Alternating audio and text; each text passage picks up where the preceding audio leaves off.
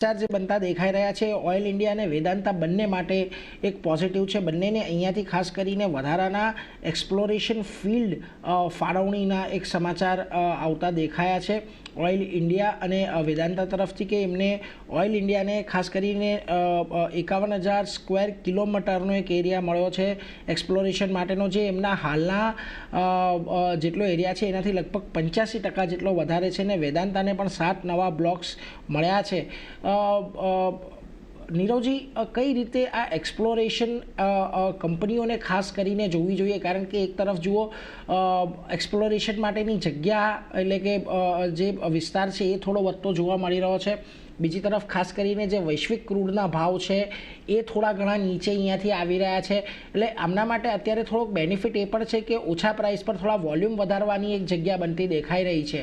લાગે છે અહીંયા કોઈક સસ્ટેનેબલ ગ્રોથ આવનારા સમયમાં જોવા મળે આ બધા અપડેટ બાદ?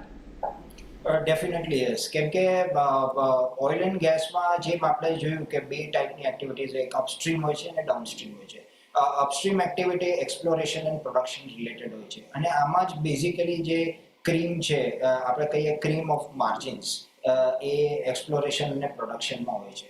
એટલે જ્યારે બી તમે કોઈ એક્સપ્લોરેટરી ડ્રિલિંગ કરો છો અને તમને આપણે કહીએ છીએ કે પ્રૂવન રિઝર્વ્સ આટલા છે અને એ ડિક્લેરેશન આવે છે, એના પછી definitely it is a positive, કેમ કે in the case of India આપણે જોઈ રહ્યા છે કે આ બધી ઓઇલ કંપનીઝ છે, whether it is ONGC or Oil India or Vedanta, એ લોકો જે એક્સપ્લોરેશન કામ કરે છે it is not a single day process, એમાં ઘણું ટાઈમ લાગે છે, a lot of man hours, lot of money spend થાય છે, ત્યારે આ એક્સપ્લોરેશન થાય છે।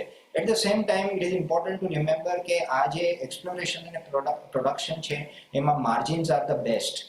In some cases I think margins may be even higher than 75%, કેમ કે એકવાર તમારી પાસે પ્રૂવન રિઝર્વ્સ હોય છે તો ડેફિનેટલી કેસ ઇન પોઈન્ટ આપણે જોયું કે in the case of Reliance આપણે જે KG-D6 માંથી જે માર્જિન્સ છે they are on the higher side, એટલે I think it's a very big positive as far as the oil companies are concerned।